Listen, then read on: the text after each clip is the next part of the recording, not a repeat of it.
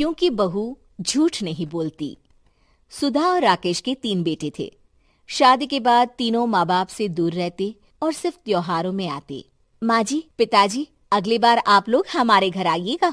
अरे नहीं बहू, सब यही आ जाते हैं तो घर खिला खिला लगता है। हाँ बहू, तू हमेशा बुलाती है तो जरूर आएंगे तेरे पास भी। हाँ हाँ, दीदी का घर बड़ा जो है, सब कुछ आपने शादी के बाद दीदी को ही तो दे दिया था। हमें भी दिया होता तो हम भी बड़ा घर लेते। क्यों सुनील? अरे नहीं नहीं, पापा ने सबको एक बराबर ही दिया है। छोटी बहू, क्या चाहिए तुम्हें, बोलो। वो आपके सोने की चेन वाली घड़ी है ना, वो अगर आप मुझे। तभी वहाँ मजली बहू भी आ जाती है। और मुझे ना आपका मंगलसूत्र कितना लंबा, सुंदर और भारी भी है। अरे हाँ हाँ, तुम दोनों को ही दूंगी बहू, चिंता न करो। चलो अब खाना लगाओ, खाना खाया जाए। सभी मिलकर खाना खाते हैं कि पड़ोसन आ जाती है। अरे सुधा बहन, थोड़ी चीनी तो देना, घर में शक्कर नहीं है और मेहमान सर पर बैठे हैं। अरे छोटी बहू, चाची को शक्कर तो दे दो। अरे मजली दीदी, आप दे दीजिए ना, मैं यहाँ कम आती हूँ तो मुझे पता ही नहीं है कि सासू माँ सारी चीजें कहाँ रखती है। और तुम, मैं कौन सा यहाँ रोज शक्कर फाँकने के लिए आती हूँ, मुझे भी नहीं है पता। तभी बड़ी बहू हाथ में चीनी की कटोरी लेकर आती है। चाची, शक्कर आप लोगों का बड़ा सहारा है माँ जी और पिताजी को, वरना हम लोग तो यहाँ रहते ही नहीं। आप जैसे पड़ोसी हैं तो हम निश्चिंत है। और जीती रहे बहू, अब तो ये घर पड़ोस कम परिवार ज्यादा लगता है। सुधा अपनी बड़ी बहू को देखकर बहुत खुश रहा करती थी। वो उससे अक्सर घंटों बात भी किया करती, लेकिन दोनों दूसरी बहुओं का भी वो समझती थी कि शायद छोटी है, वक्त आने पर संभल जाएंगी। समय आ जाता है जब सभी को वापस जाना होता है। माँ जी, हम लोगों की फ्लाइट पहले है, हमें इजाजत दे। वो सास के गले लगकर चली जाती है। थोड़ी देर बाद छोटी बहू कहती है, माँ जी, मैं ना ये सोफे के कवर और चादरें ले जा रही हूँ, यहाँ तो ऐसी ही पड़ी रहेंगी। हाँ हाँ बहू, ले जा, और कुछ चाहिए तो बोल। और तो चाहिए बहुत कुछ, पर चलिए कोई बात नहीं, अगली बार ले जाऊंगी मैं। ऐसे ही मंजली बहू भी घर का बहुत सारा सामान ले जाती है। सभी के जाने के बाद सुधा राकेश से कहती है, घर कितना सूना लग रहा है ना। हाँ, और खाली भी। तुम्हारी दोनों बहुएं सब बटोर गई। अरे ठीक है ना, हम दोनों ही तो हैं, कितना सामान लगेगा, फिर उन लोगों की नई गृहस्थी, इतना मत सोचा करे। समय बीतता है। ऐसे ही हर साल त्योहारों में सुधा और राकेश के बच्चों की बहू आते और जाते वक्त ढेर सारा सामान पैक कर कर ले जाती। लेकिन कुछ ही सालों में सुधा का देहांत हो जाता है। पिताजी, आप यहाँ अकेले क्या करेंगे? हम लोगों के साथ चलिए। अरे नहीं नहीं बहू, इस घर में सुधा की यादें हैं, मैं उसे नहीं छोड़ सकता हूँ। अब तुम लोगों की माँ नहीं रही। देख लो, वैसे तो मैंने उसके जीते जी सब कुछ दे दिया है, लेकिन कुछ उसका पर्सनल कीमती सामान था जो ये है, ले लो। सामान में होती है एक घड़ी और एक मंगलसूत्र। माँ जी ने कहा था कि वो ये घड़ी मुझे देंगी। हाँ हाँ, पिताजी, माँ ने सबके सामने ये घड़ी सरिता को देने के लिए कहा था। उठा लो सरिता माँ की घड़ी। अब क्या था, छोटी बहू फट से घड़ी उठा लेती है। और पिताजी, ये मंगलसूत्र तो माँ ने मुझे ही देने को कहा था, याद है ना? वो सभी की ओर इशारा करती है। तू भी ले ले ये हार बेटा, कोई बात नहीं। मंजली फटाक से हार उठा लेती है। ससुर बड़ी बहू की तरफ देखते हैं। तुझे क्या दूं बेटा? पिताजी, माँ ने एक चीज मेरे लिए भी रखी है। सभी के कान खड़े हो जाते हैं कि आखिर सास ने क्या रखा होगा बड़ी के लिए। अरे माँ जी तो दीदी से प्यार भी ज्यादा ही करती थी, हमेशा उनसे बात किया करती। जरूर कोई बड़ी और अपनी प्रिय चीज दी होगी दीदी को। और देख लेते हैं ना, वरना तो हम भी बराबर का बंटवारा करेंगे। हाँ हाँ, कर लेना बंटवारा। लेकिन बड़ी बहू, बताओ तो, सुधा ने क्या रखा है तुम्हारे लिए? अभी तो हम लोग यही हैं पापा जी, जब जाने लगेंगे तो बता दूंगी। बड़ी बहू के मुंह से ये बात सुनकर बाकी दो बहुएं सोचने लगती हैं कि आखिर क्या है जो दीदी को सासू माँ देकर गई हैं। दीदी, ऐसा तो नहीं ना कि पूरे घर का आधा हिस्सा माँ बड़ी भाभी को देकर गई हो? तभी वहाँ ससुर आ जाते हैं। नहीं नहीं, ऐसा कुछ नहीं है। मकान तो तुम तीनों का बराबर से है। देखो, बड़ी बहू से तुम्हारी सास ज्यादा जुड़ी थी, न जाने क्यों घंटों बात किया करती थी। पता नहीं क्या देकर गई है उसे। और ससुर जी, आपको क्या पता, चालाकी से पूरे घर के पेपर में साइन करवा लिए हो, या फिर कोई छुपा गहना। आखिर मकान पूरा तो आपने सासू माँ के नाम ही कर रखा था ना। अब घर में ये सस्पेंस बन जाता है कि आखिर बड़ी बहू क्या लेकर जाएगी। फिर वो दिन भी आ जाता है जब बड़ी बहू के जाने का समय हो जाता है। बेटा, परसों तुम चली जाओगी, बताया नहीं, माँ ने तुम्हें क्या दिया? घड़ी और हार जो बेशकीमती था और तुम्हारी सास को सबसे ज्यादा प्रिय था, उसका तो बंटवारा भी हो चुका है। अब तुम्हारी बारी। हाँ पिताजी, आज मैं ये बात बताने ही वाली थी। माँ ने मुझे उससे भी बेशकीमती चीज दी है, और वो है आप। आपसे अधिक प्रिय उन्हें कुछ नहीं था। माँ चाहती थी कि आप मेरे साथ रहें। चलिए पिताजी। बेटा, मेरे पास तो कोई पेंशन भी नहीं है और ना ही कोई प्रॉपर्टी। लेकिन आपके पास संस्कार है पिताजी, जो मेरे बच्चे आपसे लेंगे, तो आपको ले जाने पर स्वार्थ ही है मेरा। चलिए ना पापा। सभी के सामने पिताजी बड़ी बहू और बेटे के साथ उनके घर चले।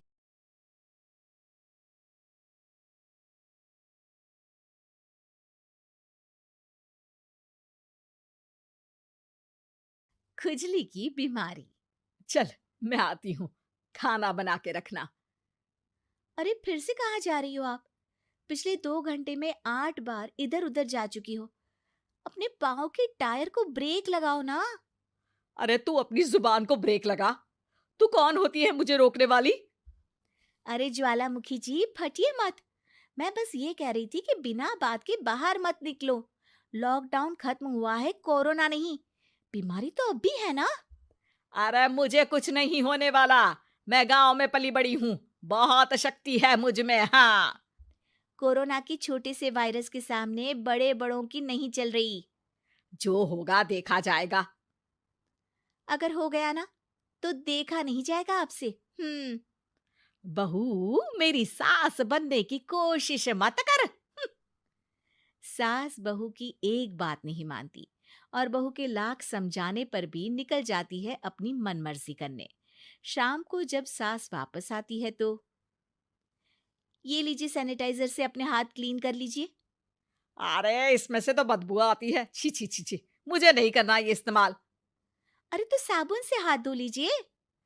इतनी बार हाथ धुलवाएगी तो चमड़ी गल के नीचे गिर जाएगी। माँ जी, आप बाहर से आई हैं, हाथ धोने का तो सरकार भी कह रही है। मेरी नहीं तो किसी की तो सुन लीजिए। मैं तो खुद अपनी सरकार हूँ, मेरे अपने नियम है। कोरोना है। अरे तो इसमें तुझे क्यों रोना है? यार माँ जी, जरा सी बात है, इतना तो कर ही सकते हैं ना आप। नहीं नहीं नहीं, सुना नहीं? नहीं नहीं सुना। तो क्यों मुंह लग रही हो? कौन मुंह लगे आपके? आप तो मास्क भी नहीं लगाती। मास्क तो तुझे लगाना चाहिए ताकि बोलना कम हो तेरा। ज्यादा दिक्कत तब होती है जब बहू को भी सास के साथ कहीं बाहर जाना होता है। अरे मम्मी जी, मैं फोन से पैसे दे दूंगी, कैश क्यों दे रही हैं आप? तू ना ज्यादा मॉडर्न मत बन। अब नोट देने से भी कोरोना होगा क्या? हाँ, नोट पता नहीं कितने हाथों से गुजर के हमारे हाथ में आते हैं, और उनमें से कुछ गधे तो ऐसे होंगे जो हाथ भी नहीं धोते होंगे। हैं? ताना मार रही है क्या? नहीं तो। तू मुझे बेवकूफ समझती है क्या? मुझे नहीं पता कि गधा कौन है? माँ जी, मैंने आपको कुछ नहीं कहा। अरे कैश दे रहे हो या फिर फोन से दोगे? कुछ लेना ही नहीं है। अरे मेरा टाइम क्यों वेस्ट किया फिर? बहू, तुझे ना मैं बाद में देखूंगी। बाद में मतलब कितने बजे? बहू बड़ी मजाकिया है आपकी। और सास बहुत गुस्सेल है, एक फटका दूंगी ना। अरे सॉरी आंटी जी। बहू सास से परेशान होके बाजार से अकेले घर आ जाती है और अपने पति से कहती है, सुनिए जी, मेरी एक शिकायत है आपकी मम्मी के बारे में। वाह, लोग बच्चे की शिकायत लेके मम्मी के पास जाते हैं, तुम मम्मी की शिकायत लेकर मेरे पास आई हो। तुम्हारी माँ है ना, बिना मास्क के बाहर जाती है, सैनिटाइज भी नहीं करती हाथ, और बिना काम के घूमती रहती हैं। अगर कोरोना हो गया ना तो दिक्कत हो जाएगी। अरे मैंने भी तो कहा ना उनसे 1-2 बार, पर मम्मी मानती ही नहीं किसी की बात। मुझे ही कुछ करना पड़ेगा। अच्छा, क्या कर लोगी तुम? क्या कहा? नहीं, मेरा मतलब तुम क्या करने वाली हो? तुम बस मेरा साथ दो। अगले दिन जब सास कहीं से घूम कर आती है, माँ, मेरे शरीर पर कुछ हो रहा है, देखना। अरे ये तो खाज है। अरे मतलब खुजली। हाँ, और ये ऐसी वैसी खुजली नहीं है, फैलने वाली खुजली है। परसों तक मुझे थी, आज आपको भी हो गई। ज्यादा पास आते हो ना मेरे पास। अरे माँ के सामने ऐसी बात कर रही हो? क्या कर रही है? अरे तो पास आए तभी तो खुजली हुई ना। अब आप मम्मी के पास खड़े हो तो उनको भी तो हो सकती है ना। अरे मोरी मैया, जो का कह रही है? सही कह रही हूँ माँ जी। अरे बेटा दूर हट ना, दूर हो जा हमसे। सोशल डिस्टेंसिंग कर लेना एकदम से। हाँ अरे माँ जी, खुजली ही तो है। आप तो गांव की शक्तिशाली औरत हो। आपका क्या कर लेगी ये खुजली। खुजला खुजला के चेहरा लाल हो जाएगा, इससे ज्यादा और क्या होगा। अरे नहीं नहीं बहू, थोड़ी मोटी चीज भी बड़ी दिक्कत दे सकती है ना। और खुजली है, अच्छा थोड़ी ना लगता है, लोग क्या कहेंगे? सारे घर को खुजली हो गई तो है। तो माँ क्या करूं मैं? अब क्रीम लगा, नहा ले नीम के पानी से, घर से ना निकल वरना लोग खुजलाओ खुजला के माय नेम इज खाज बोल के चढ़ाएंगे तुझे। और हमसे ना बेटा दूर रहा कर, कहीं हमको भी हो गई तो। माँ ऐसे ही कोरोना भी तो हो सकता है। खुजली होने के बाद लोग क्या बोलेंगे, कम से कम वो सुन तो पाएंगे। अगर कोरोना हो गया तो? हाँ, बाबा समझ गई। अब तू अपनी खुजली का ध्यान रख, मैं तुम्हारे कोरोना का ध्यान रखूंगी, ठीक है? माँ जी, आप तो बिना बोले ही बस इशारों में ही समझ गई। वैसे ये आइडिया था किसका? आपकी बेटी का। अच्छा अच्छा, सोशल डिस्टेंसिंग की वजह से छू नहीं रही हूं तुझे वरना। दे दनादन हो जाता है ना माँ। अरे हंस क्या रहा है? मेरे लिए नया मास्क लेकर आ। उस दिन के बाद सास ने गांठ बांध ली। 2 गज दूरी, मास्क जरूरी, और घर में ही बैठ के खाओ आलू पूरी।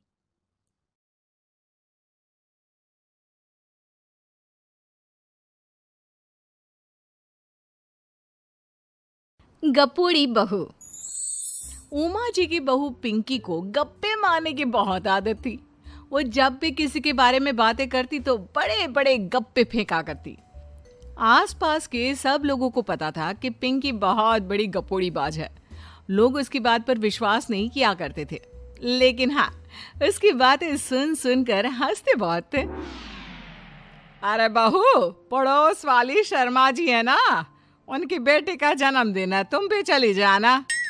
ठीक है मम्मी जी, ये तो बता दो गिफ्ट में लेकर क्या जाना है। अरे लेकर क्या जाना है, 250 का लिफाफा दे देना, बस काफी है। अरे मम्मी जी, अच्छा लगेगा क्या? पड़ोसी हैं हमारे, हमें कुछ बड़ा लेकर जाना चाहिए। अरे बहू इतना काफी है।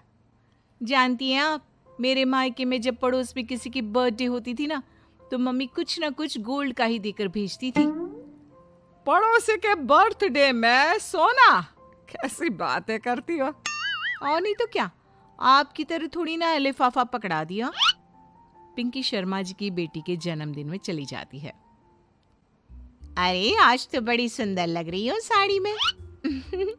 जी मैं तो लहंगा पहनकर आने वाली थी, मम्मी जी नहीं मानी। अरे बेटा, बर्थडे पार्टी में तो साड़ी चल जाती है, मेरा मतलब कोई शादी थोड़ी ना है। कैसी बात कर रही हैं आप आंटी जी? मेरे मायके में तो छोटे छोटे फंक्शन भी हम लोग लहंगा बनवाते थे बुटीक से, डिजाइन करवाकर। चाहे पड़ोस में किसी का जन्मदिन हो, मेरी मम्मी हमेशा बुटीक से नया लहंगा डिजाइन करवाती थी। मैंने तो ऐसा कहीं नहीं देखा, ये तो तुमने आज बड़े कमाल की बात बताई। अरे जाने दीजिए, कोई बात नहीं। और बताइए, आपकी बेटी नजर नहीं आ रही? अरे भाभी, मैं यहाँ हूँ, ये देखिए मेरा ड्रेस कैसा लग रहा है। ठीक ही है, मतलब बर्थडे के हिसाब से थोड़ा हल्का है ना।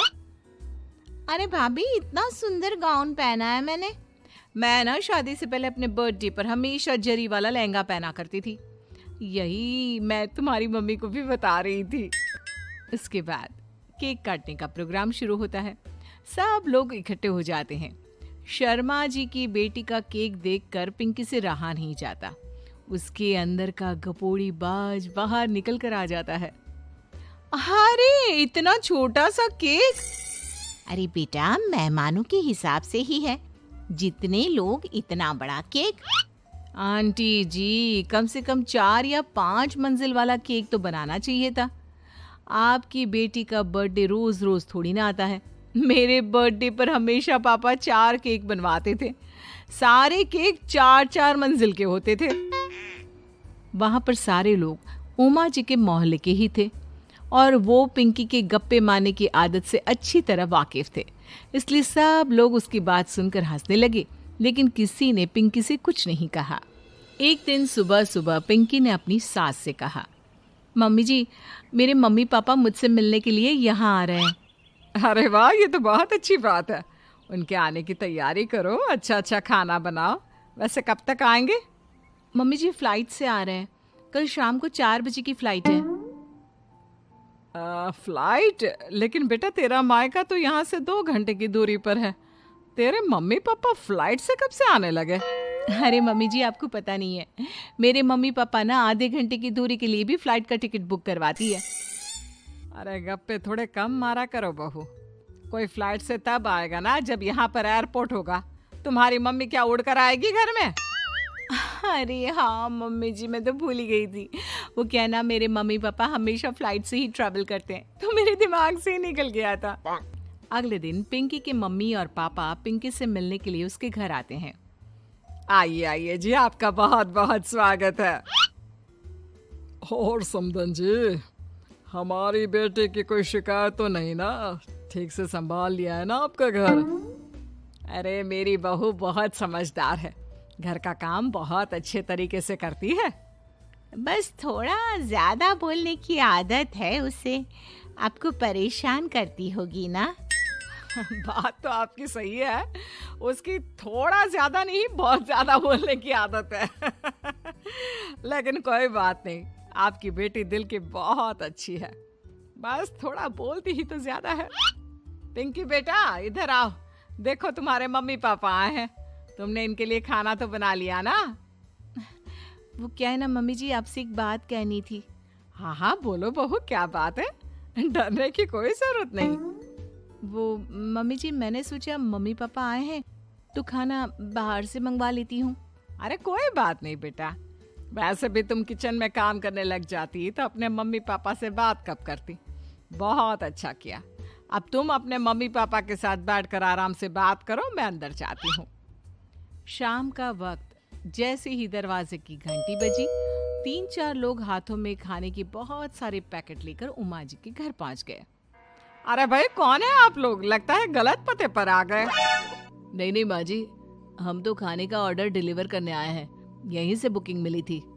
अरे नहीं नहीं, आपको कोई गलत फहमी हुई है। हमारे यहाँ तो 2 ही मेहमान आए हैं। आपके हाथ के पैकेट देखकर लगता है इसमें 50 लोगों का खाना है। माँ जी, आपने सही समझा, खाना तो इसमें 50 लोगों का ही है, क्योंकि हमें ऑर्डर यहीं से 50 लोगों का मिला है। अरे लेकिन इतना सारा खाना? कहीं मेरी बहू ने अपनी गप मारने की आदत के चलते ऐसा तो नहीं कर दिया? ये खाना आप रख लीजिए और हमें हमारे पैसे दे दीजिए। अच्छा, वैसे कितने का बिल बना है? ज्यादा नहीं, बस 10,000 दे दीजिए। उन लोगों की बात सुनकर उमा जी पिंकी को आवाज देकर वहां बुलाती है। जैसे ही पिंकी वहां आती है, खुश होते हुए उन लोगों को वहां पर खाना रखने के लिए कहती है। अरे इतना सारा खाना क्यों मंगवाया बहू? अरे मम्मी जी, मैंने आपको बताया तो था, मम्मी पापा आए हैं तो मैं खाना बाहर से मंगवा रही हूँ। ये बात सही है बेटा, लेकिन 2 लोगों के लिए 50 लोगों का खाना? अरे मम्मी जी, कुछ कम पड़ जाए तो अच्छा थोड़ी ना लगता है, और मेरे मायके में तो ऐसा ही होता है, एक्स्ट्रा खाना मंगवाते हैं हम लोग। तभी पिंकी के मम्मी और पापा वहां पर आते हैं। अरे बेटा, एक्स्ट्रा खाना मंगवाने का मतलब ये थोड़ी ना होता है कि 2 लोगों के खाने के लिए 50 लोगों का खाना मंगवा लो। और बेटा, तुम्हारी गप मारने की आदत के चलते 10,000 का बिल आया है। तुम्हें नहीं लगता ये गलत है? देखो बहू, बढ़ा चढ़ाकर बातें करना अपनी जगह, लेकिन इतनी बड़ी बड़ी फेंकना भी गलत है ना। पहली बात तो इतने सारे पैसे लगे, और दूसरी बात खाना वेस्ट होगा। आप लोग ठीक कहते हैं, मैं आज के बाद अपनी इस आदत को कंट्रोल करने की कोशिश करूंगी और अब से गप थोड़ी कम मारा करूंगी। पिंकी की बात सुनकर सब लोग हंस।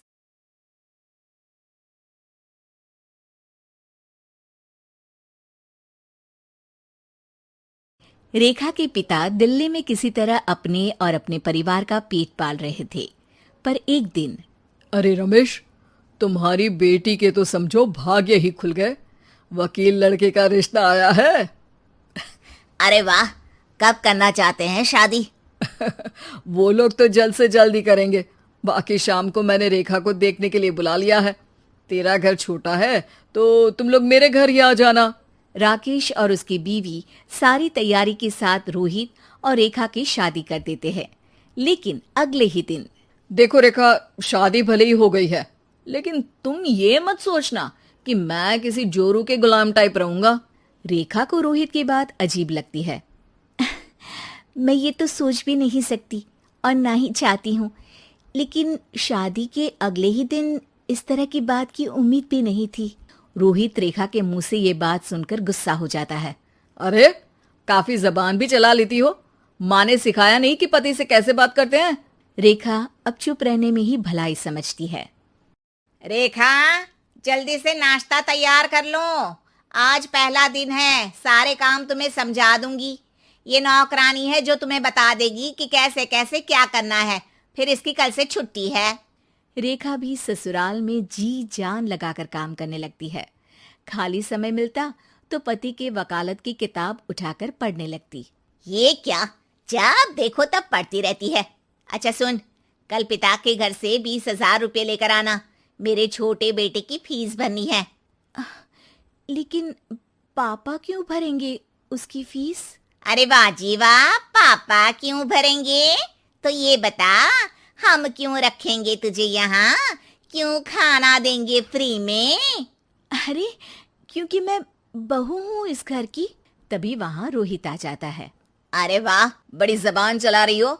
चुपचाप माँ जो कह रही है वैसा कर, वरना सामान उठा और जा अपनी झोपड़ी में। बेचारी रेखा क्या करती, पिता के घर जाती है, उनको सारा हाल बताती है। पिता भी जैसे तैसे पैसों का इंतजाम कर बेटी को ससुराल के लिए विदा करते हैं। देखा, अब कहाँ से आए पैसे? अरे बहुत माल है तुम लोगों के पास, बस सीधी उंगली से निकालते नहीं। नहीं नहीं माँ, पापा ने अपनी मोटरसाइकिल बेचकर पैसों का इंतजाम किया है। पता नहीं अब वो ऑफिस कैसे जाएंगे। अरे वाह भाई, ये भी हम सोचे। खैर, जैसे तैसे दिन बीतते हैं। रेखा जहाँ एक प्यारे से बेटे की माँ बनती है, तो वहीं उसका वकालत की किताब में ज्ञान और गहराता जाता है। हे भगवान, बुरे फंसे। ये केस तो लगता है कि मैं हार ही जाऊंगा। देखिए, मैंने आपकी इस केस की फाइल पढ़ी थी। इस केस को जीतना बहुत ही आसान है। वाह भाई वाह, यहाँ वकालत की डिग्री लेकर भी मैं समझ नहीं पा रहा हूँ, और तुमने रोटी बनाते बनाते ही केस समझ लिया। अरे जाओ जाओ, जाकर मुन्ने को संभालो। केस मैं संभालूंगा। ए लड़की सुन, जाकर अपने बाप के यहाँ से 3 लाख लेकर आ। पूरा घर फिर से बनाना है। छोटे की शादी करूंगी तो छोटी बहू को कहाँ रखूंगी? पूरा घर तो तूने घेर रखा है। ऐसा मत बोलिए माँ जी, पापा इतना पैसा कहाँ से लाएंगे? अब तो वो रिटायर भी हो गए हैं। हाँ, तभी तो बोल रही हूँ, रिटायरमेंट के पैसे तो मिले होंगे ना। लेकिन वो अगर आपको दे देंगे तो बुढ़ापा कैसे काटेंगे? रोहित रेखा की बात सुनकर गुस्सा हो जाता है। ए सुन, चल अपना सामान उठा, अपना बच्चा उठा और निकल यहाँ से। रेखा के लाख आग्रह के बाद भी रोहित और उसकी सास उसे घर में नहीं रखते। पापा, मैं तलाक चाहती हूँ। बेटा, मेरे पास वकील के पैसे नहीं है। पापा, आप मुझे वकालत करवा दीजिए, अपना केस मैं खुद लड़ूंगी। इस बार रेखा के पिता भी उसे ससुराल ना भेजकर रिटायरमेंट के पैसों से वकालत करवाते हैं। और फिर एक दिन कोर्ट के बाहर, रोहित, आज तुम अपना ही केस हार गए, वो भी उस लड़की से जिसकी तुमने कभी कदर ही नहीं की। रेखा, मुझे माफ कर दो। मैं इतनी बड़ी अमाउंट कहाँ से लाऊंगा? मैं हर महीने पैसे नहीं दे सकता तुमको। पैसे वहीं से लाना जहां से तुम मेरे पापा को लाने के लिए मजबूर करते थे। एक पिता अपनी बेटी की शादी उसकी खुशहाली के लिए करता है, ना कि सारी जिंदगी कर्जदार बनने के लिए। अरे, मेरे ही बेटे की किताब पढ़ पढ़कर ज्ञान बांट रही हो। वकालत की किताब तो ससुराल में ही पढ़ी थी ना। बिल्कुल, यहाँ मेरी गलती रही। जिस पैसे से मैंने इसकी शादी की थी, मुझे वो पैसे पहले इसकी पढ़ाई में लगाना चाहिए था। और आज रेखा एक जानी मानी वकील के रूप में काम कर रही है।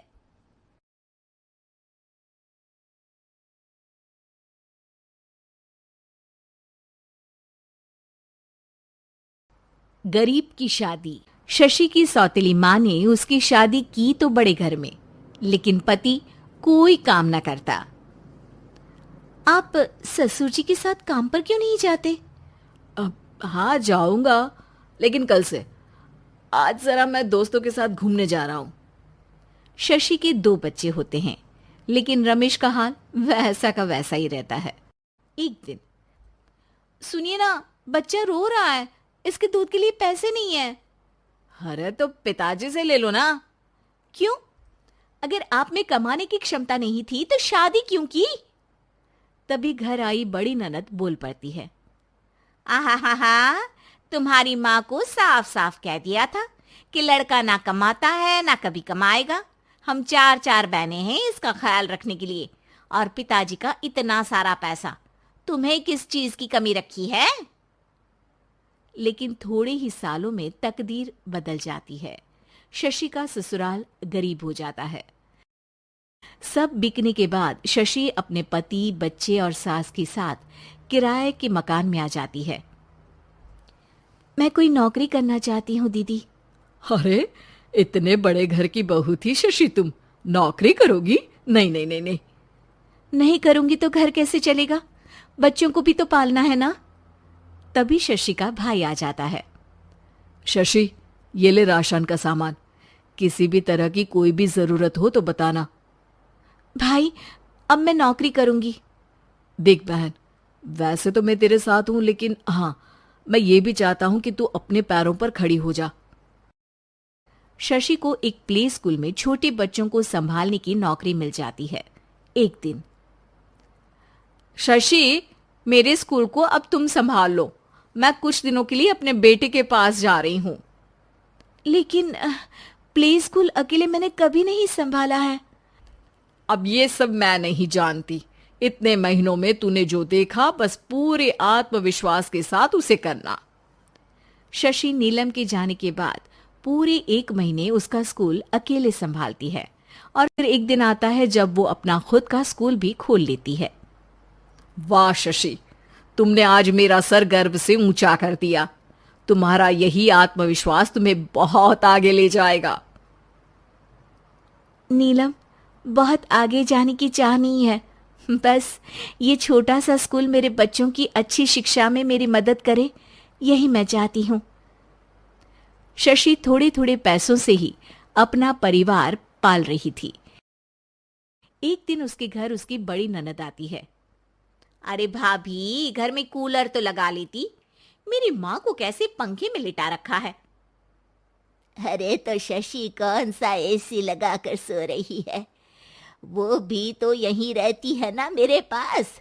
ज्यादा यहाँ आकर मेरी बहू को परेशान न किया करो। हाँ, मुझे भी शौक नहीं है इस छोटे से घर में आने का। मैं तो बस ये बोलने आई थी कि मेरे बेटे की शादी है तो ननिहाल का जो नेग होता है वो ले आना। हाँ, जितना बनेगा कर देंगे, और ना हुआ ना तो वो भी नहीं करेंगे। तभी शशि बोल पड़ती है। अरे नहीं नहीं माँ जी, रीटा घर की बेटी है। उसके ससुराल वाले उससे शादी पर पूछेंगे कि मायके से क्या मिला। रीटा, तुम मुझे सामान की लिस्ट भेज देना। मैं पूरी कोशिश करूंगी कि तुम्हारी हर डिमांड को पूरा करें। अच्छा, मैं खाना लगाती हूँ। शशि ये बोलकर किचन में चली जाती है। धीरे धीरे कर शशि किसी न किसी तरह अपनी सारी ननदों की डिमांड भी पूरी करती, बच्चों की ख्वाहिशें भी, और उनकी पढ़ाई के लिए पैसे जोड़ती। एक दिन जब शशि का बेटा 12वीं पास करके आता है।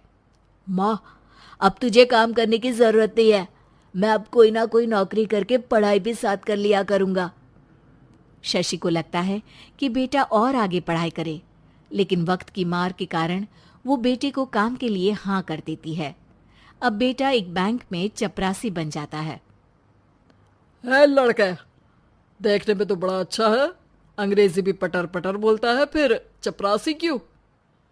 लड़का सारी बात मैनेजर को बता देता है। अच्छा, तो मैं तुझे एक मौका देता हूँ, तू यहाँ रहकर दूसरे डिपार्टमेंट का भी काम सीख। अगर तू किसी एक का भी काम अच्छे से सीख गया तो मैं तुझे यहाँ टेबल चेयर में बैठने वाली नौकरी दे दूंगा। लेकिन एक दिन शशि की ननद उसे फोन करती है। अरे भाभी, देखो मायका तो मेरा तुम लोगों से ही है। मैंने आपके बेटे और मेरे भतीजे प्रदीप के लिए यहाँ एक नौकरी देखी है, पूरे 5,000 मिलेंगे। वैसे करता ही क्या है, चपरासी ही तो है ना। कोई बात नहीं रीटा, मैं उसे इस शहर के बाहर नहीं भेजना चाहती हूँ। बाकी वो शाम को आएगा तो मैं पूछ लेती हूँ। वहीं प्रदीप मैनेजर की बात से खुश हो जाता है और मैनेजर के काम पर ही नजर रखने लगता है। वो उनकी तरह के पेपर पढ़ता, काम करता और आने वाले लोगों की बातें सुनता। एक दिन बैंक में ऑडिट वाले आते हैं। ये गलत है, पूरी बैलेंस शीट नहीं मिल रही है, कहीं ना कहीं गड़बड़ है। ए मैनेजर, क्या करते हो? बैंक के पैसों का हिसाब सही नहीं है। मैनेजर के पसीने छूट जाते हैं। तभी प्रदीप वहां जाता है। अब क्या मैं ये बैलेंस शीट देख सकता हूँ? अरे बेटा मजाक नहीं, जाओ पानी लेकर आओ एक गिलास। प्रदीप मैनेजर को पानी लाकर देता है और फिर ऑडिटर से कहता है, देखिए सर, मैं आपको बता सकता हूँ कि कैसे बैलेंस शीट को आप लोग गलत तरीके से जोड़ रहे हैं। ऐसा बोलकर प्रदीप एक एक कर सारे डाउट क्लियर कर देता है। अरे हाँ, ये तो पॉइंट हमने देखे ही नहीं थे। गुड, कौन है ये बच्चा? तभी मैनेजर बोल पड़ता है। अब हमारे यहाँ अकाउंट में नया आया है। ऑडिटर के जाने के बाद, वाह प्रदीप, आज तो तुमने मेरी नौकरी बचा ली। और आपने भी तो मेरी नई नौकरी लगा दी, अकाउंटेंट की। बस फिर क्या था, प्रदीप ने एक बार जो सफलता की सीढ़ी चढ़ी, बस चढ़ता ही चला जाता है। फिर एक दिन शशि की ननद, अरे भाभी कैसी हो? घर को तो बड़ा ही सुंदर चमका रखा है। अरे बेटी, कैसे आना हुआ? तू तो इस छोटे से घर में आना भी नहीं चाहती थी, कोई खास काम है क्या? अब हाँ, वो माँ, मेरा जो मजला बेटा है ना, वो अकाउंट से पढ़ाई कर रहा है, तो प्रदीप से बोलकर उसकी भी कहीं अच्छी नौकरी लगा दो ना। सास और शशि समझ जाते हैं कि कैसे पैसे आते ही लोगों के बात करने के तरीके से लेकर रिश्ते निभाने तक में बदलाव आ जाता है।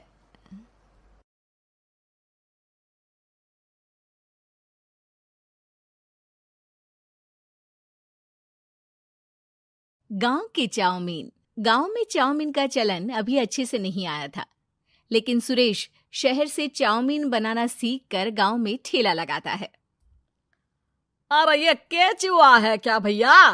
कैसे खाया जाता है? अरे नहीं नहीं, ये चाउमीन है। चाउमीन शहर में खाया जाता है।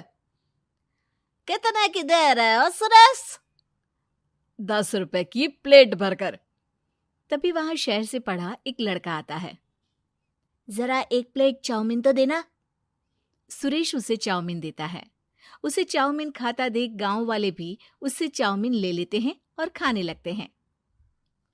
अरे वाह सुरेश भैया, कमाल की बनाए हो। 2 प्लेट मेरे बच्चों के लिए भी पैक कर दो। बस फिर क्या था, सुरेश का ठेला लगता है और चाउमीन खरीदने वालों की लाइन लग जाती है। तभी वहां से गांव का साहूकार होकर गुजरता है। और ये क्या भीड़ लगी है? लगता है झगड़ा हो गया है गांव में। चलूं मैं अभी तो मजे ले लूं। अरे कहाँ है, इतनी भीड़ लगी है यहाँ? लड़ाई हो गई है क्या? अरे साहूकार साहब, ना ना ना, कोई लड़ाई ना हुई है। ये तो सुरेश की दुकान है चाउमीन की। हम लोग चाउमीन खाने आए हैं, आप भी खाइए ना। साहूकार चाउमीन खाता है और सुरेश की तरफ देखता है, जो सारे दिन के पैसे गिन रहा होता है। अरे सुरेश, क्या लागत है इस काम की?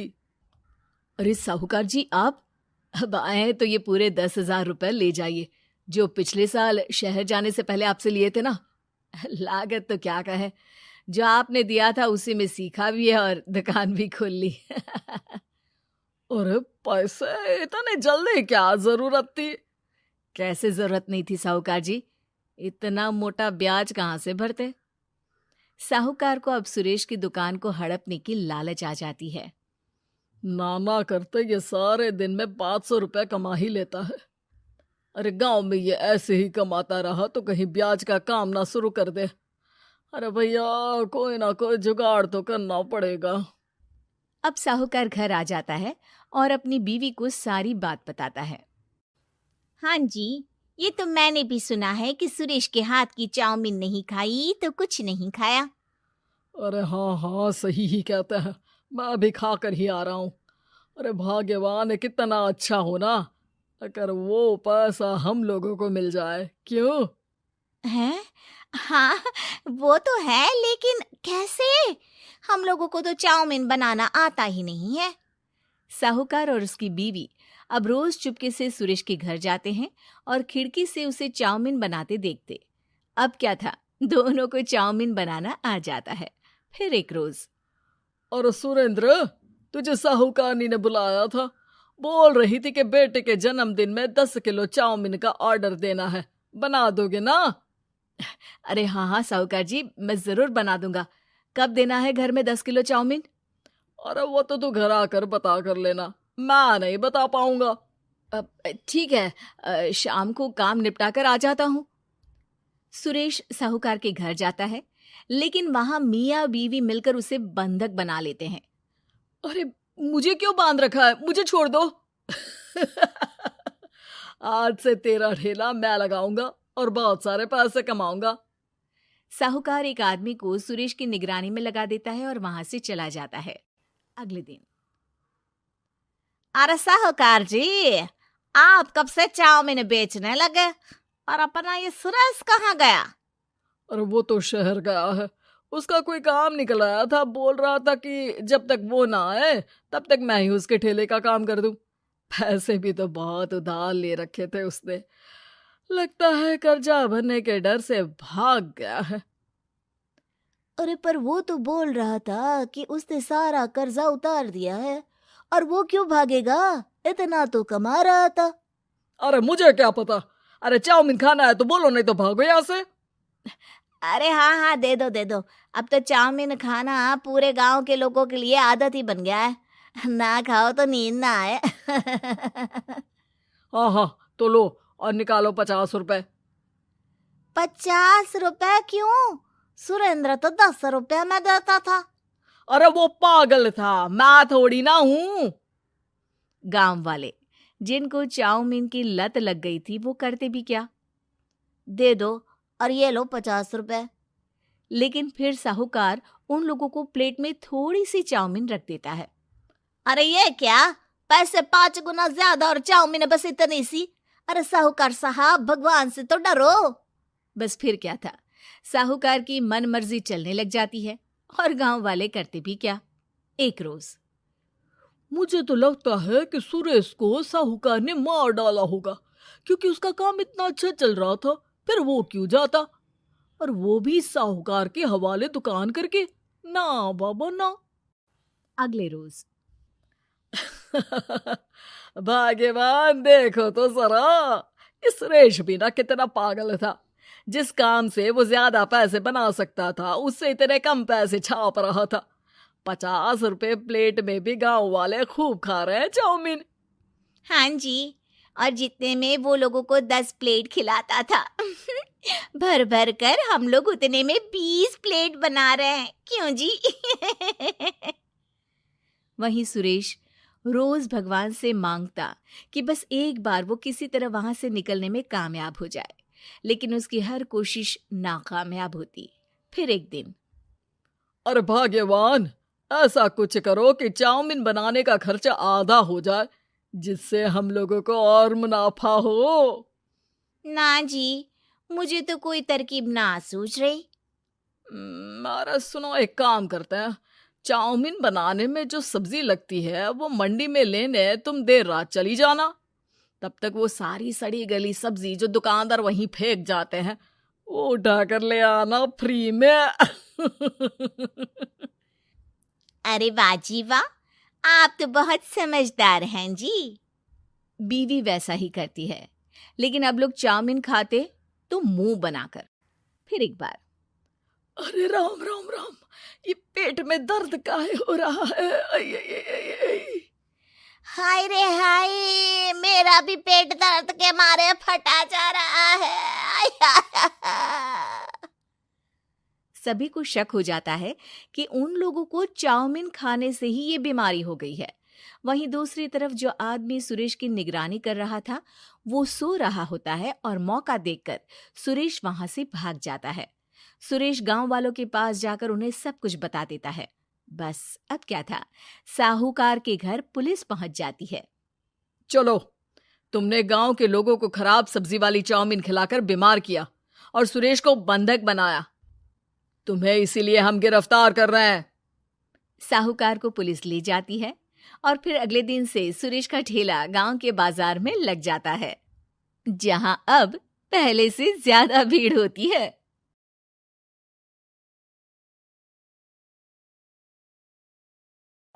हॉरर कहानियां थी।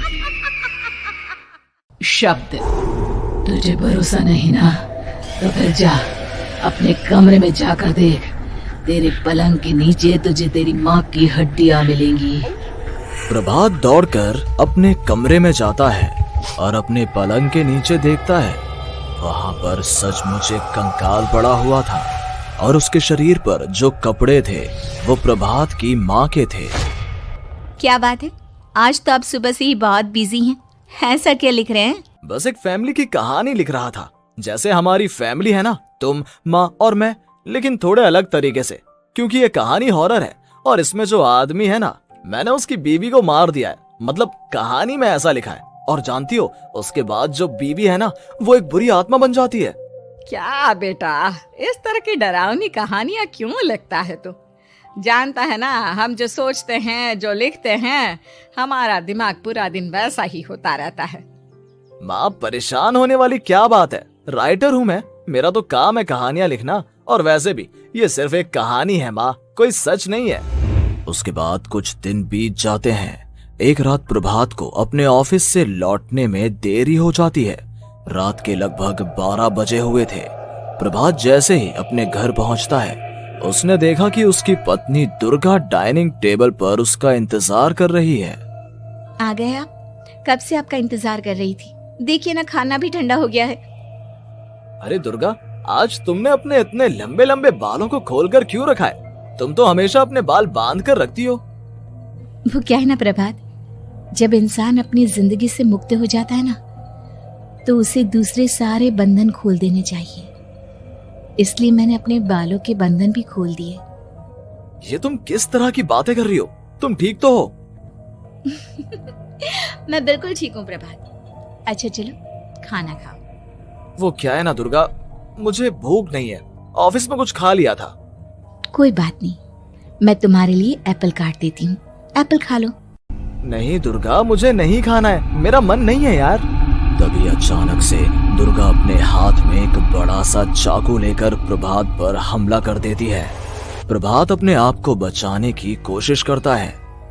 आज मैं तुझे नहीं छोड़ूंगी, तुझे अपने साथ लेकर जाऊंगी अपनी दुनिया में। ये क्या बोल रही हो तुम? तुम्हारा दिमाग खराब हो गया है। आखिर तुम हो कौन? दुर्गा अपनी गर्दन टेढ़ी करते हुए बोलती है। मैं दुर्गा हूँ, तुम्हारी पत्नी। ध्यान से देखो मेरी आंखों में। प्रभात बुरी तरह से डर जाता है और घबराहट में वो चाकू अपनी पत्नी के पेट में मार देता है।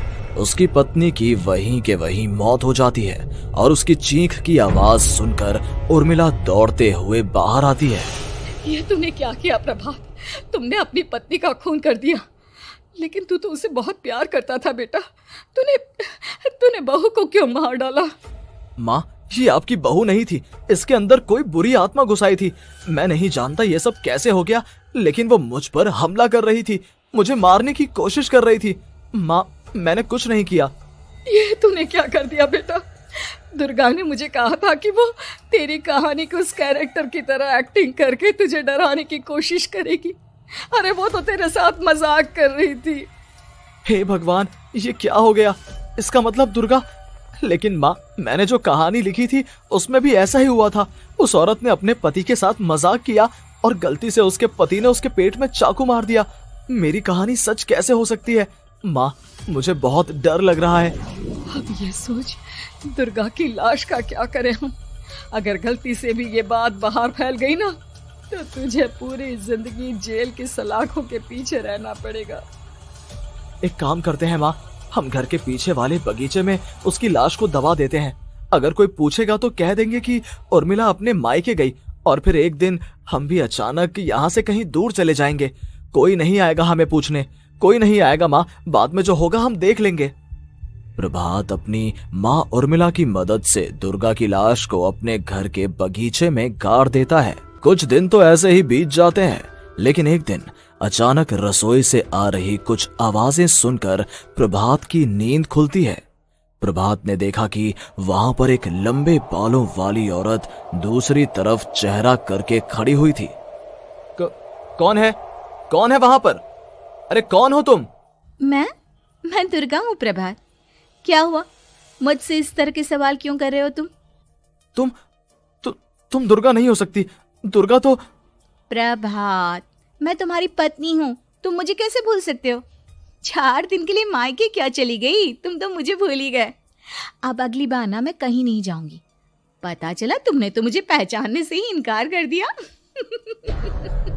नहीं, तुम दुर्गा नहीं हो सकती। तुम दुर्गा हो ही नहीं सकती। मैं जानता हूँ ये सब क्या हो रहा है। मैंने अपनी कहानी में लिखा था कि उस आदमी की पत्नी की मौत के बाद एक बुरी आत्मा उसका रूप लेकर उसके घर में आ जाती है। तुम वही हो ना? और अचानक से खूबसूरत दुर्गा का चेहरा काला पड़ जाता है। उसकी आंखें लाल हो जाती हैं और पूरे शरीर पर बाल, लंबे नुकीले नाखून, उसके दोनों पैर उल्टे हो जाते हैं और बेहद डरावनी आवाज में वो चिल्लाकर कहती है, बुरी आत्मा, मेरा खून करके मुझे अपने ही घर में गाड़ कर तू मुझे बुरी आत्मा कह रहा है? मैं तुझे छोड़ूंगी नहीं। और अचानक से प्रभात के घर में बेहद डरावनी आवाजें गूंजने लगती हैं। घर में चारों तरफ बहुत सारी बुरी आत्माएं नजर आने लगती हैं। प्रभात घबरा कर अपनी माँ को आवाज देता है, माँ कहाँ है आप? जल्दी आइए माँ, देखिए ना ये सब क्या हो रहा है। प्रभात ने देखा कि अचानक से उसकी माँ कमरे से दौड़ कर आती है। क्या हुआ प्रभात? और ये लोग कौन है? इन सब की गर्दन टेढ़ी क्यों है? इनके बाल खुले हुए। हाँ प्रभात, ये सब लोग तो मुझे मरे हुए नजर आ रहे हैं। हाँ माँ, ये सब लोग मरे हुए ही हैं और ये ठीक वैसा ही हो रहा है जैसा मेरी कहानी में हुआ था। लेकिन मेरी कहानी के हिसाब से तो आप भी... अचानक से उर्मिला का रूप बदल जाता है। वो भी एक डरावने साए की तरह बन जाती है और बेहद डरावनी आवाज में चिल्ला चिल्ला कर कहती है, मर गई तेरी माँ। जानता है, कल रात जब तू सो रहा था ना, तो मैंने उसके शरीर का सारा खून पी लिया। अब बस हड्डियां बची है उसके शरीर में। नहीं, ऐसा नहीं हो सकता, ऐसा बिल्कुल नहीं हो सकता। मेरी माँ नहीं मर सकती। तुझे भरोसा नहीं ना? तो फिर जा, अपने कमरे में जाकर देख। तेरे पलंग के नीचे तुझे तेरी माँ की हड्डियां मिलेंगी। प्रभात दौड़कर अपने कमरे में जाता है और अपने पलंग के नीचे देखता है।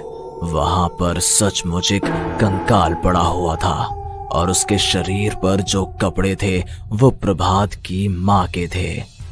माँ, अब मुझे कुछ करना पड़ेगा। लेकिन मेरी कहानी में लिखा था कि माँ की मौत मेरे हाथों से होगी, पर माँ तो पहले ही मर चुकी है और वो बुरी आत्मा मुझे भी मार देगी। नहीं, इससे पहले कि वो मुझे कुछ करे, मुझे उसका काम खत्म करना होगा। प्रभात अपने हाथ में बड़ा सा चाकू लेकर उस बुरी आत्मा पर हमला कर देता है जिसने प्रभात की माँ का रूप लिया हुआ था। और अगले ही पल वो नीचे गिर जाती है और उसके शरीर से खून बहने लगता है। ऐसा नहीं हो सकता, एक बुरी आत्मा के शरीर में तो खून होता ही नहीं है।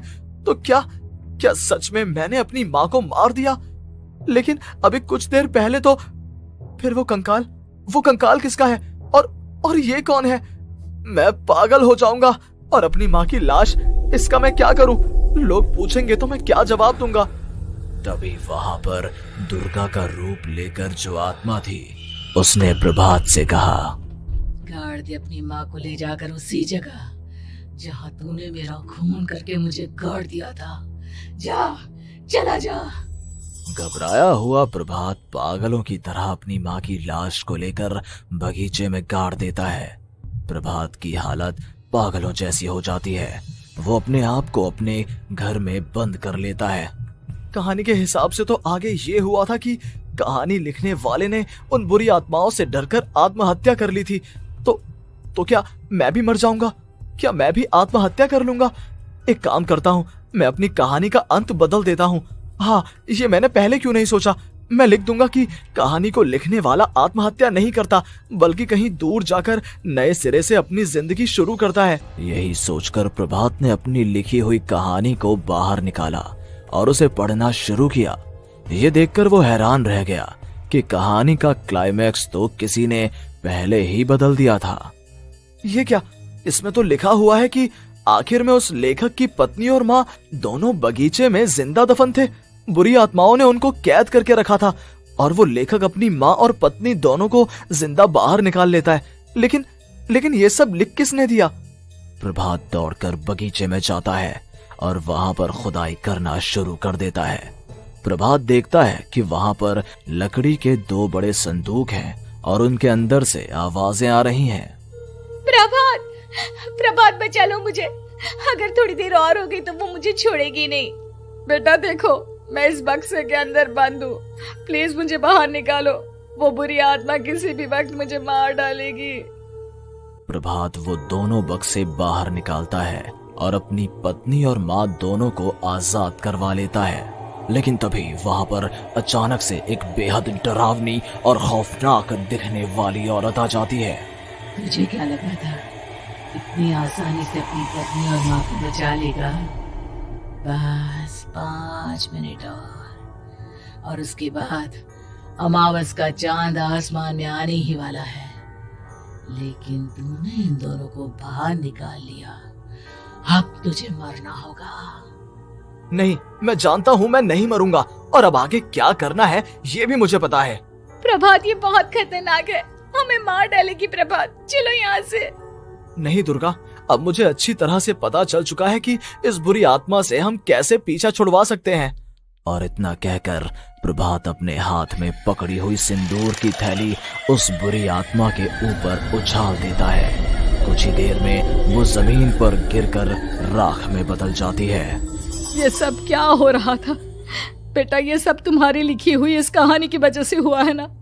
नहीं माँ, पहले मुझे भी ऐसा ही लगा, लेकिन बाद में पता चला कि बरसों पहले हमारे इस बगीचे की जमीन के अंदर किसी को जिंदा गाड़ दिया गया था और बस उसी औरत की आत्मा हमें परेशान कर रही थी।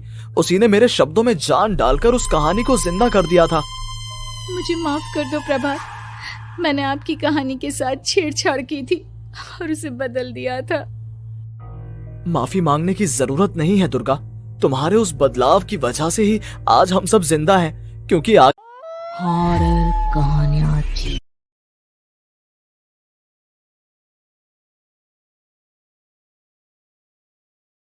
शीशे की बहू। देखो, साफ साफ बोलने वाला इंसान तो हर किसी को पसंद है, लेकिन कोई इतना भी साफ बोले तो क्या होगा? वो माँ जी, आप ना प्लीज मुझसे तमीज से बात करिएगा, क्योंकि मेरी माँ ने कहा था कि आप तमीज से बात ना करें तो मैं आपकी खटिया खड़ी कर दूं। हम माँ जी, मैं रोज रोज इतनी भारी खटिया कैसे खड़ी करूंगी, समझ रही है ना आप? अरे क्या क्या बोली जा रही है बहू? तबीयत तो ठीक है ना? हाँ माँ जी, मैं तो साफ बात करती हूँ। आप तो जानती है ना, मुझे बात को घुमाना नहीं आता। अरे तुझे बात नहीं घुमानी आती तो मुझे हाथ घुमाना आता है बहू, टेंशन ना ले। और हाँ, इस घर में कोई पैदा नहीं हुआ जो मेरी खटिया खड़ी कर दे, समझी? जा जाकर काम कर। बहू किचन में चली जाती है। सामने खड़ी होती है काम वाली, धीरे धीरे हंस रही होती है।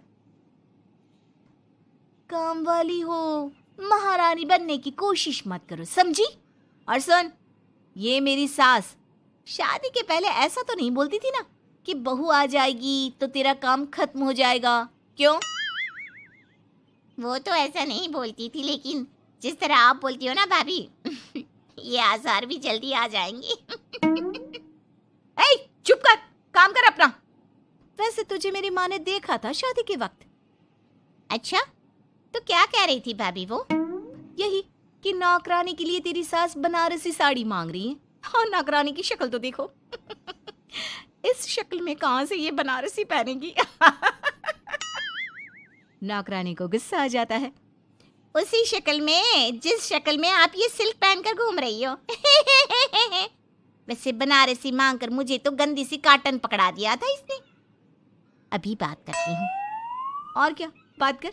हम लोगों से तो बोला था कि नौकरानी बहुत प्यारी है हमारी, 10 साल से काम कर रही है, तो उसके लिए कम से कम बनारसी तो चाहिए ही चाहिए।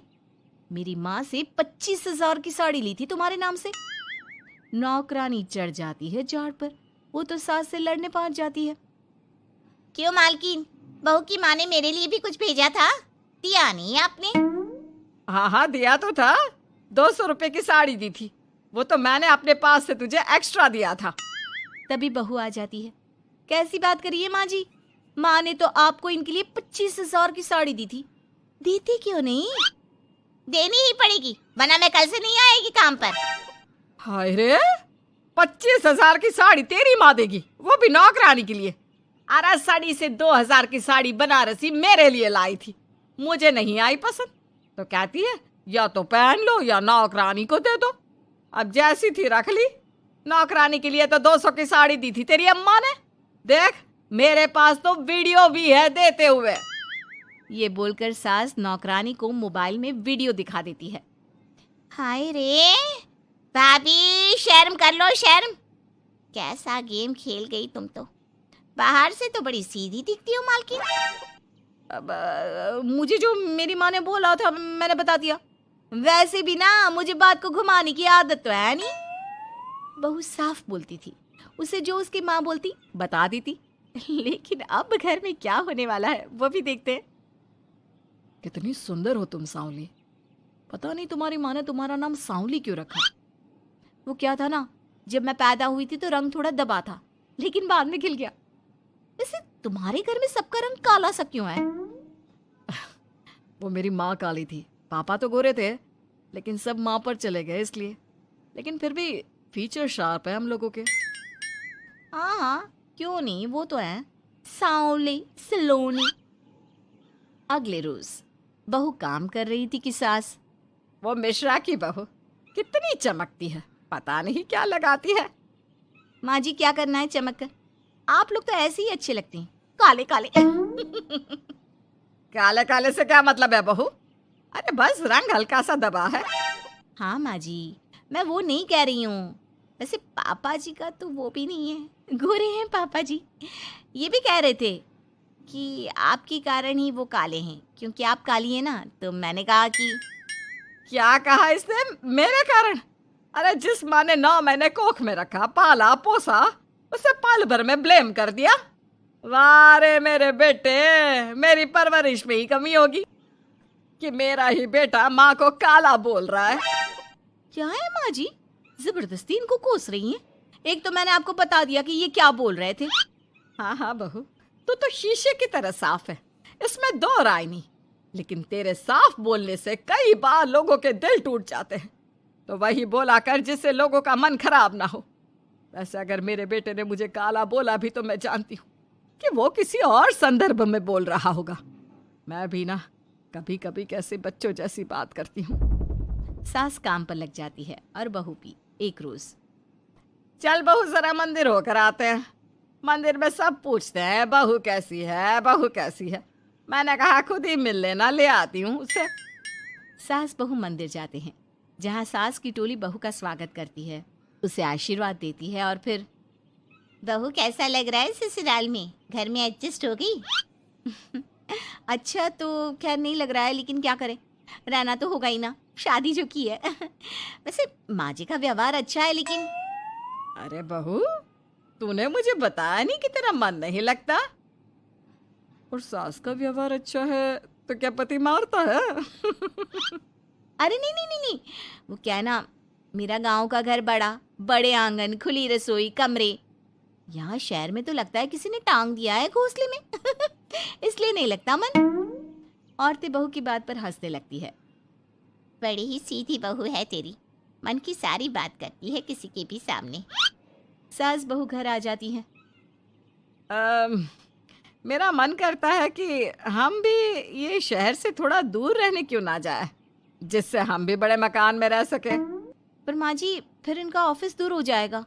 हम तो घर में फिर भी रह लेते हैं, इनको आने जाने में समस्या होगी ना। हाँ ये तो सही है, पर क्या करे। मेरी माँ कह रही थी कि तेरे सास ससुर गांव जाकर क्यों नहीं रहते, फिर ये मकान तुझे बड़ा लगने लगेगा। तभी ससुर आ जाते हैं। अच्छा, तो तूने क्या कहा इस बात पर? मैंने कहा कि फिर मैं क्या करूंगी घर में अकेले रहकर, फिर तो मेरा मन भी नहीं लगेगा। चलो, कुछ तो अच्छी बात है तेरे में। मैं क्या कह रहा था, क्यों ना हम सच्ची गांव चले कुछ दिनों के लिए, कुछ काम भी है गांव में। सास ससुर गांव चले जाते हैं। बहू घर में अकेली थी कि तभी बहू की माँ आ जाती है। हाय रे, कितना प्यारा सजा है तेरा घर। वैसे बुढ़ा बुढ़ी कब आ रहे हैं? माँ, मेरी सास अभी बूढ़ी नहीं हुई है, और बुरा मत माना, तू ज्यादा बड़ी लगती है उनसे। चुप कर, माँ हूँ मैं तेरी और सास की गुण गा रही है। वैसे बेटी, शहर में रहने का शौक बहुत है मुझे, काश मैं भी रह पाती शहर। हाँ तो आ जाना माँ, भाई को बोल यही नौकरी करे, पिताजी भी कोई काम शहर में कर लेंगे, और तू भी देख लेना कोई काम। क्योंकि माँ, जितना आराम गांव में है ना, शहर में नहीं है। यहाँ तो हर चीज खरीद कर ही खानी पड़ती है, ना कोई खेत ना कोई खलियान। तेरे सास ससुर परमानेंट गांव चले जाए तो मैं यहाँ तेरे पास रह लूँ, रोज घूमूं फिरूं, शॉपिंग करूं, शहरी मेम बनकर रहूं। वैसे तू क्या ये साड़ी सूट में रहती है? अरे तू भी शर्ट पैंट पहना कर। तुम कहती हो तो मैं कल ही लेकर आती हूँ। शॉपिंग करने चलेंगे ना। बेटी शहरी कपड़े लेकर आती है और पहन लेती है। अरे ये क्या पहना है, तुम तो साड़ी सूट में ही अच्छी लगती हो। अरे दामाद जी, हमने बेटी शहर में भी आई है, यही सब पहनाना था तो वो कल्लू का बेटा जो गांव में था वो ठीक नहीं था क्या? उससे ना करवा देती शादी? माँ, कल्लू का बेटा तो गूंगा था ना, उससे कैसे कर लेती शादी? और उसे तो मैं भाई मानती हूँ, कुछ भी मत बोला करो माँ। माँ सर पर हाथ रख लेती है। अच्छा बेटी, मैं तो चली, तेरी सास कभी भी आ सकती है।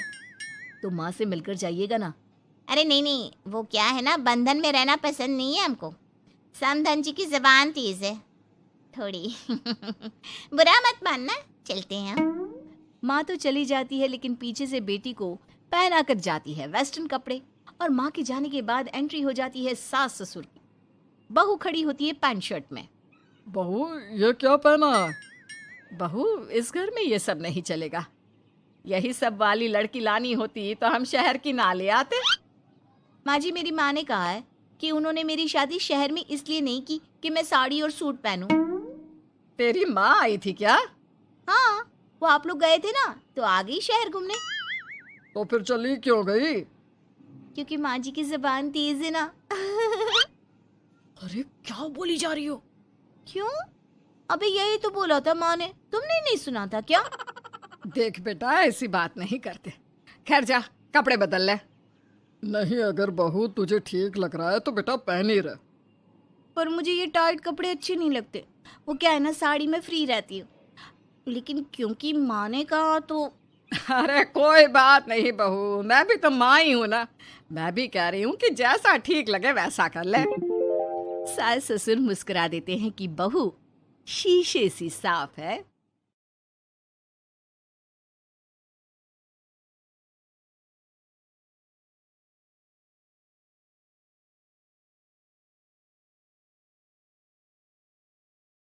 मिठू मिठू तोता डाली ऊपर सोता, हरी मिर्ची खाता।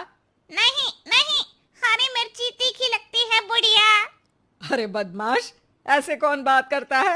मैं करता हूँ। ऐसी बात नहीं करते, अच्छे से बात करते हैं। ठीक है, पर मैं तुमसे बात नहीं करूँगा। क्यों? तुमने कहा ना अच्छे से बात करते हैं, लेकिन तुम तो बात बुरी हो बुढ़िया।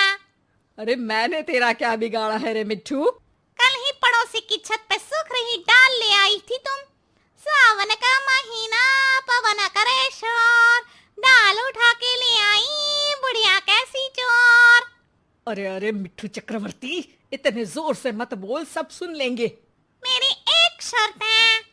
अबे तोते कहीं के, चल बोल। एक तो मुझे देख के कोई सीटी नहीं मारेगा, मुझे पसंद नहीं है। दूसरा, मैं घर में रहूंगा, पिंजरे में नहीं।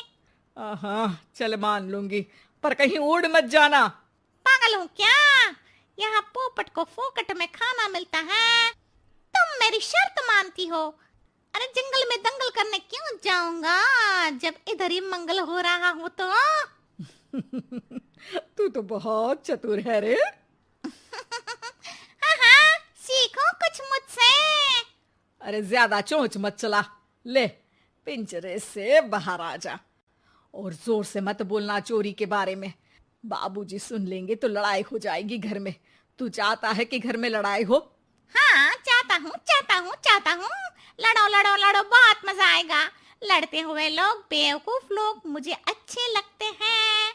अरे राम राम राम, कैसा मिट्ठू है रे तू? बुढ़िया बुढ़िया रोटी चोरी करती खोटी, राम राम करती पर उल्टे काम करती। ए मिट्ठू, अंदर कर दूंगी। बाहर निकल के जुबान फड़फड़ाएगा तो पिंजरे में पंख फड़फड़ाने पड़ेंगे, समझे? माफी चाहता हूँ बुढ़िया, माफ कर दो। और ये बुढ़िया बुढ़िया मत बोला कर मुझे। हाँ हाँ शीला, बहुत जवान है ना तू। कल ही तो घुटने में दर्द था। वैसे एक बात बता, जब तेरा सर दर्द होता है तो तू बाम घुटने में लगाती है क्या? क्यों हुए? ऐसा क्यों पूछ रहा है? क्योंकि तेरा सर तेरे घुटने में है ना बुढ़िया। तभी वहाँ बाबूजी आ जाते हैं। अरे क्यों रे मिट्ठू चक्रवर्ती, तू पिंजरे के बाहर? जमानत हो गई मेरी। अरे वाह रे वाह, चल अच्छा है, बाहर ही रहना पर उड़ना मत। अरे फिकर नॉट, तुम जैसे धर्मात्मा आदमी को छोड़ के कहीं नहीं जाऊंगा। अरे चापलूसी मत कर, भजन कर। नहीं नहीं नहीं, पहले भोजन करूंगा। मिट्ठू खाने लगता है। सतीश को देखने लड़की वाले आ रहे हैं परसों। अरे इतनी जल्दी? मुझे बहुत सारे काम करने पड़ेंगे। ऐसा क्या करना है? अरे दहेज की लिस्ट भी तो बनानी है। कार लूंगी, 10 लाख नगद लूंगी, जेवर, LCD, TV, double door fridge, सोफे, फर्नीचर। अरे तुमको पता है ना दहेज लेना पाप है। एक बार पाप करके अगर जिंदगी भर का ऐशो आराम मिले तो ऐसे पाप अच्छे ही होते हैं जी। मुझे तो शर्म आती है तुम्हें अपनी पत्नी कहते हुए। अरे ठीक है ना, तो पत्नी की जगह वाइफ बोल दिया करो। अरे मैं तुमको अपनी धर्म पत्नी मानता था, पर तुम तो बेशर्म पत्नी निकली। अरे मिट्टू चुप हो जा, मेरे सामने से चली जाओ। अरे आपके पीछे खड़ी हो जाऊंगी तो बोलेंगे कि पीठ पीछे बातें करती है। वाह बुढ़िया वाह, बढ़िया जोक, ठोको ताली। मिट्टू चुप। देखिए जी, मैं तो दहेज भी लूंगी और बहू से काम भी करवाऊंगी। रोक सको तो रोक लो, रोकना ही नहीं चाहता। चली जाओ यहाँ से। वाह वाह बुड्ढे, बढ़िया जोक, लेकिन उतना मजा नहीं आया, एक और सुनाओ। मिट्टू चुप हो जाओ। माँ वहाँ से चली जाती है। शाम को घर वाले महाभारत देख रहे हैं। मिट्टू, ये धर्मराज युधिष्ठिर हैं, झूठ नहीं बोलते थे, हमेशा सच बोलते थे। तू भी ना हमेशा सच बोला कर। सच बोलने से क्या होगा? अरे पुण्य मिलेगा, स्वर्ग मिलेगा। अरे तुमसे क्या मिलेगा? अभी की बात करना बुड्ढे। तू है तो तोता, लेकिन शायद तुझे किसी लोमड़ी ने पाला है। छी छी यार, अपनी पत्नी को लोमड़ी बोल रहे हो? अरे मैं तब की बात कर रहा हूँ जब तू जंगल में रहता था। नहीं नहीं, उसी को बोल रहे थे। रुको, अभी लड़ाई करवाता हूँ, अभी करवाता हूँ। अरे ओ तोते, अच्छा ये ले, ये टॉफी ले ले और अच्छी और सच्ची बात किया कर। रोज टॉफी मिलेगी, ठीक है? पक्का? हाँ हाँ पक्का। 2 दिन बाद घर पे सतीश को देखने लड़की वाले आते हैं। हाँ जी, कितने लोग हैं घर में? मैं सतीश और सतीश के बाबूजी। हाँ हाँ बढ़िया, कर दे पराया मुझे, मैं भी तो इस घर का हूँ ना। अरे हाँ हाँ, ये है मिट्ठू चक्रवर्ती। अरे वाह, कितना प्यारा पैरट है। ये पैरट क्या होता है? मिट्टू को इंग्लिश में पैरट कहते हैं। ये सतीश तो मुझे इंग्लिश में इडियट ही कहता है। सतीश को इंग्लिश नहीं आती, इंग्लिश नहीं आती। देख बुढ़िया, तेरा पैसा डुबा रहा है तेरा बेटा। मिट्ठू, हम बात कर ले या तू ही करेगा? अरे चुप भी रहना थोड़ी देर। हमें तो लड़की पसंद है जी, सतीश को भी पसंद है। लड़की से भी पूछ लो एक बार, उसको तुम पसंद हो या नहीं? अरे चुप कर मुए, वरना दूंगी एक। क्या? अब टॉफी टॉफी दूंगी। ये खा और चुप रह। सच की आवाज दबाने के लिए रिश्वत दी जा रही है। तुम्हें क्या लगता है एक टॉफी से तुम मुझे खरीद लोगी? 2 टॉफी लूंगा। बहन जी, आपकी कोई मांग हो तो? अरे माँ जी, मांग तो लड़की की रहती है ना, जो लड़का भरता है। अरे सतीश बेटा, तू रहने दे। नहीं नहीं नहीं, मांग तो नहीं है, पर क्या बहन जी? पर क्या? पर क्या बोलिए ना। पर दहेज लूंगी, दहेज लूंगी। अरे चुप मिट्ठू, वरना आज ही जंगल में छोड़ आऊंगा। अरे कल तो युधिष्ठिर बनने का, सच बोलने का बोल रहे थे। आपकी टॉफी खाई है, झूठ नहीं बोलूंगा। अरे बेटा मिट्ठू।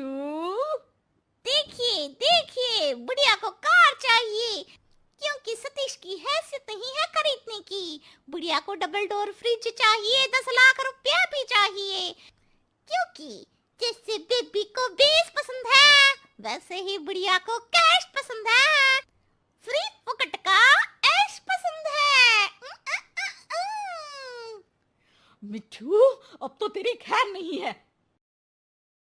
बुढ़िया, तेरे हाथ नहीं पहुंचेंगे। ज्यादा नाटक किए तो छत पे से जो चोरी की थी वो भी बता दूंगा। चोरी?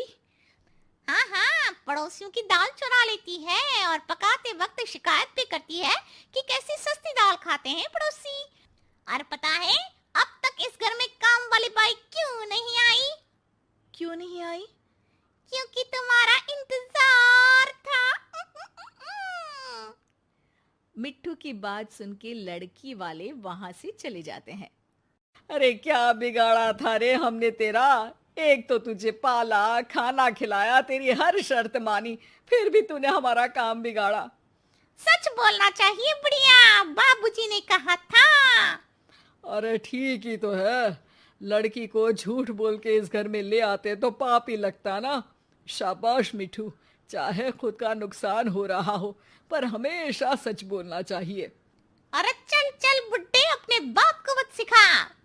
तुझे सच बोलना तो सिखा दिया, अब तेरी बदतमीजी भी छुड़वानी पड़ेगी मुझे। चलो, मैंने सच बोला, अब तुम अपना वादा भी निभाओ। टॉफी कहाँ है मेरी? बाबूजी मिट्टू को टॉफी देते हैं। टॉफी खाते हुए मिट्टू बोलता है, मिट्टू मिट्टू तोता, मीठी टॉफी खाता, किसी से नहीं डरता, सच्ची बात करता।